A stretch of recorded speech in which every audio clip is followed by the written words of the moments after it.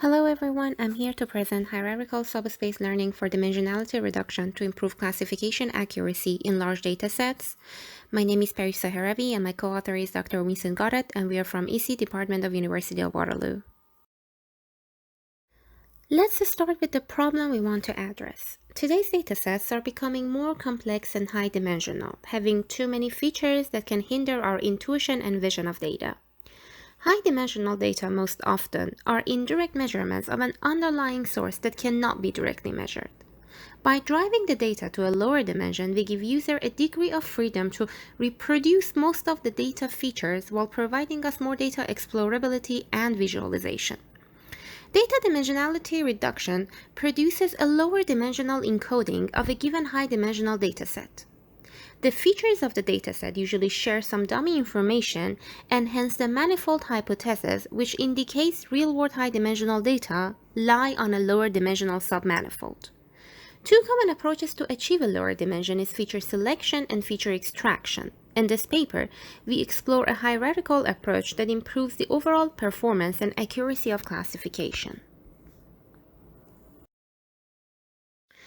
In this paper, we introduce a hierarchical approach for pre-processing the data, which uses the conventional dimensionality methods within it. Instead of applying this dimensionality reduction in one level from high dimension of n to a lower dimension of z, we did it in a multi-level fashion. This approach includes iterative selection of features by hierarchical sampling on every hypersphere in a space, feature selection, feature extraction, collecting the classification results and accuracy at every iteration, and projecting the whole data on the projection matrix. We have shown our approach improves the classification accuracy by an average of 2% with the cost of runtime.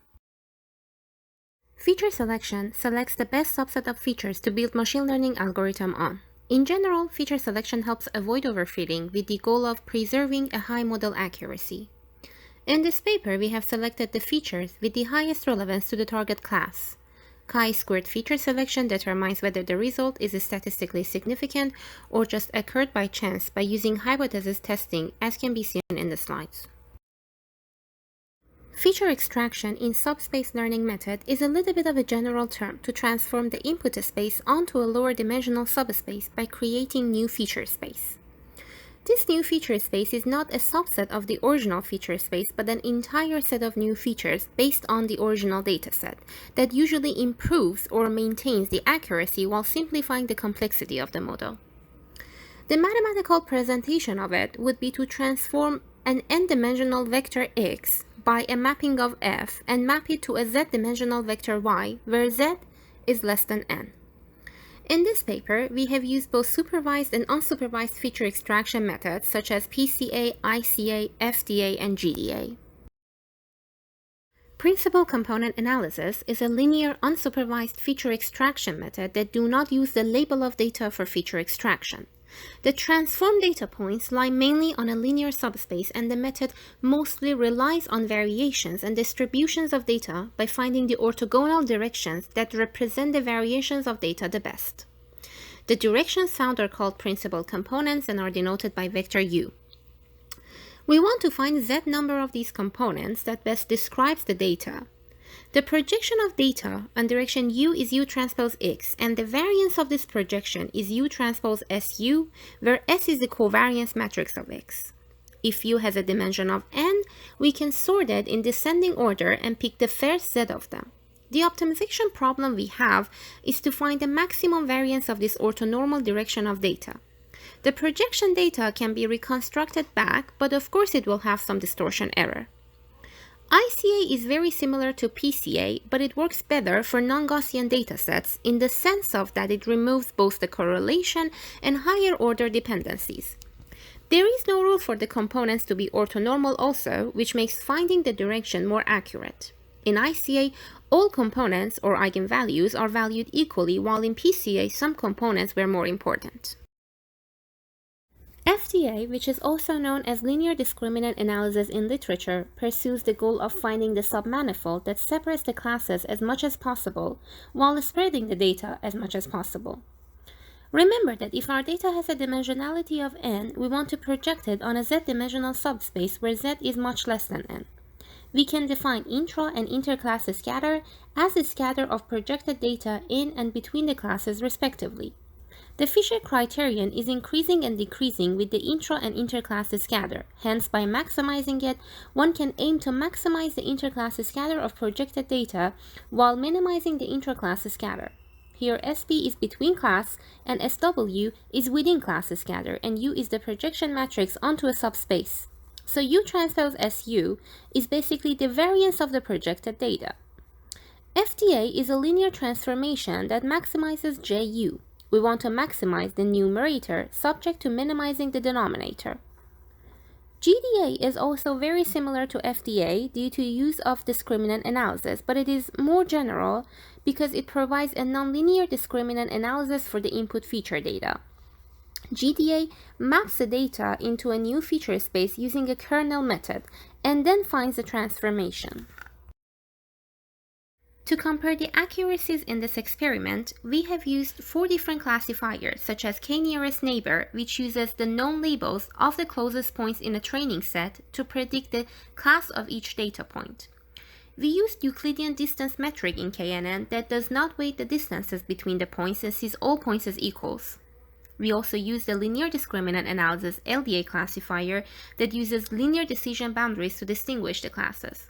We used QDA, that is the quadratic form of LDA, and also random forest that takes the majority vote from ensembles of decision trees.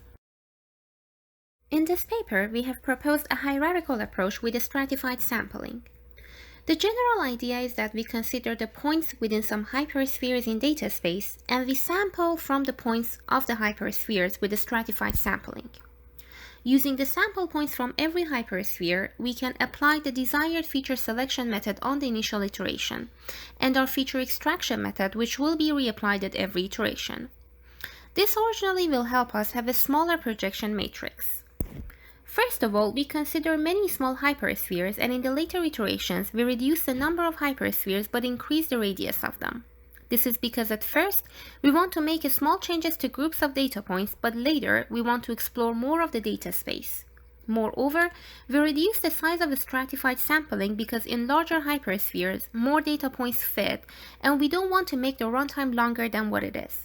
We also reduce the feature extraction portion at every iteration. We then apply our manifold learning method in every hyperspheres. We find the projection matrix denoted by U, and we project all data points using the projection matrix. In general, we have 3 options. We can either not apply any feature selection, we can select our features randomly, or we can apply the desired feature selection method before moving to the submanifold learning method. In the several next slide, we show you an example of this idea by a sort of animation.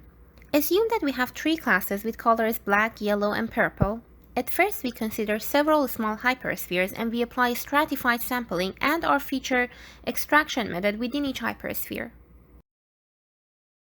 In the next iteration, we enlarge the hyperspheres and make the sampling ratio and the number of hyperspheres smaller. The same strategy applies for the next iteration, but the hope is to achieve a projection of the data in which we have locally moved some points towards each other within hyperspheres.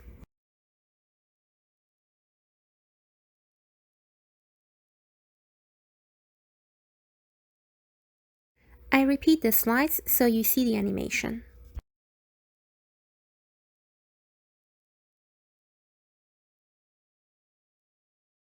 After every iteration, the data is projected on the projection matrix found from sampled instances of within the hyperspheres to the new feature space.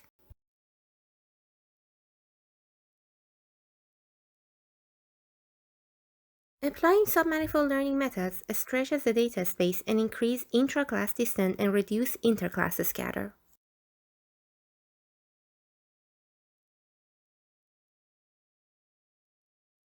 For the experiments, we used 5 publicly available datasets, which are Fisher Iris with 150 data points, 3 classes, and 4 features, Breast Cancer Wisconsin, which is a digitized image dataset with 569 points, 2 classes, and 32 features, Isola dataset, which is a digitized voice dataset with 7,797 instances, 26 classes, and 617 features, MNIST and ORL that are both image datasets, one with 4D classes, each having 10 pictures with the size of 112 by 92 pixels, and the other has 10 digits that each are 28 by 28 pixels.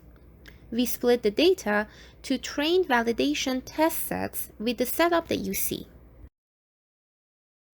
The table was too big to fit in one slide and too complicated to be plotted, but to help understanding the table easier, we highlight the parts under discussion. In general, you can see that the hierarchical approach has improved the accuracy in almost all cases. For example, here we have highlighted all the improved hierarchical accuracies in all categories of different feature selection methods and different classifiers in red, and the occasions when the accuracy has dropped in hierarchical approach in blue. The rest of unhighlighted cases are the instances that the accuracy has not changed. On average, the accuracy has increased for about 2%. The trade-off in hierarchical approach, however, is the runtime, especially working with manifold subspace learning methods that use projection matrix dependent on a space complexity on the input matrix at every iteration. The simplicity of the datasets, such as iris and breast cancer, causes compatible accuracies in most methods, but as the number of attributes increases, the gap between the original method accuracy to the hierarchical approach is more clear. The first thing to address is that, as can be seen, the cases in which the accuracy dropped, the blue cases, are all in the category of random feature selection.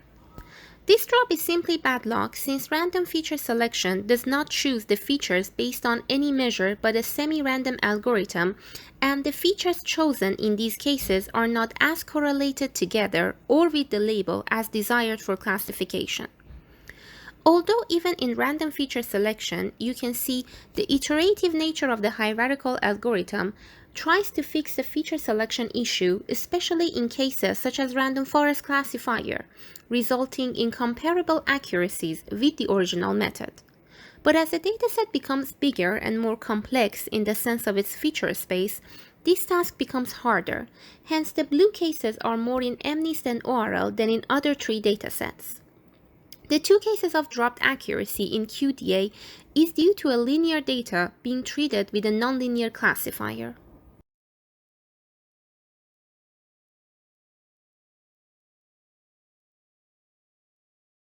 The expectation might be that the raw data going through the classifier should give us the highest of our accuracies, but in some cases, the hierarchical approach gives us even higher accuracies than the raw data.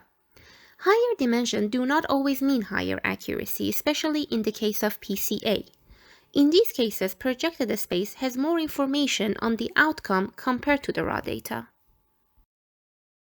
Not using feature selection gives us higher accuracies in hierarchical approach than chi-squared feature selection, because it gives us more feature space to work with. However, it takes longer to run due to the projection matrix being bigger.